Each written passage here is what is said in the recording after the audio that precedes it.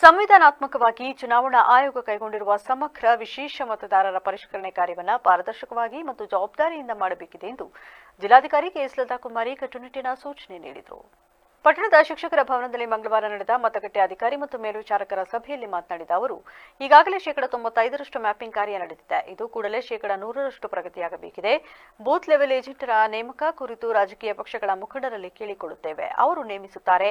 ಈಗಾಗಲೇ ಈ ಕ್ಷೇತ್ರದಲ್ಲಿ 326 ಮಂದಿ ಬೇಲಿಯಗಳು ನೇಮಕವಾಗಿದ್ದಾರೆ. ಮುಂದಿನ ಪ್ರಕ್ರಿಯೆ ಮಾಡುವಾಗ ಯಾವುದೇ ಅರ್ಹ ಮತದಾರರು ಪಟ್ಟಿಯಿಂದ ಹೊರಗೆ ಉಳಿಯಬಾರದು.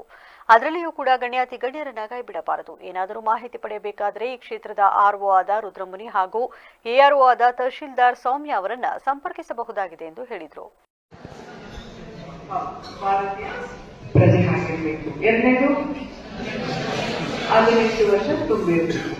ಇದು 2 ಪಾಯಿಂಟ್ ಇದೆ. ಆರ್ಡಿನರಿ ರೆಸಿಡೆಂಟ್ ಇದೆ. ಅವರು ಯಾವುದೇ ಕಾನೂನಲ್ಲಿ ಡಿಸ್ಕ್ವಾಲಿಫೈ ಆಗಿರಬಾರ್ದು. ಅದು ಯಾರಾದ್ರೂ ಅಬ್ಜೆಕ್ಷನ್ ಆದ್ರೆ ಮಾತ್ರ ನೋಡ್ತೇವೆ. ಆದ್ರೆ ಮುಖ್ಯವಾಗಿ ನಾವು ನೋಡೋದು ಯಾರು ಅಲ್ವಾ. ನೆಕ್ಸ್ಟ್ ಓಕೆ, ಈಗ SIRಗೆ ಬರೋಣ. ಸಮಗ್ರ ಪರಿಷ್ಕರಣೆ ನಾನು ಹೇಳಿದೆ. ಪ್ರತಿ ಸರಿ ನಾವು ಮತದಾರರ ಪಟ್ಟಿಯನ್ನು ಅಂದ್ರೆ ಎಲೆಕ್ಟ್ರಲ್ ರೋಲ್ ಅನ್ನು ಪರಿಷ್ಕರಣೆ ಮಾಡ್ತೇವೆ. ಆದ್ರೆ SIR ಅಲ್ಲಿ ನಾವು ಅವರ ಪ್ರೊಜೆನಿಯನ್ನ ಲಿಂಕ್ ಮಾಡ್ತೇವೆ.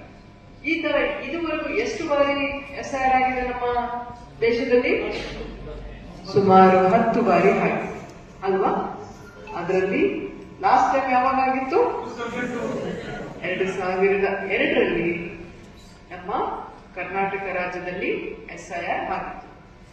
ಪರಿಷ್ಕರಣೆ ಯಾರಿದ್ರಿ ಆಗ?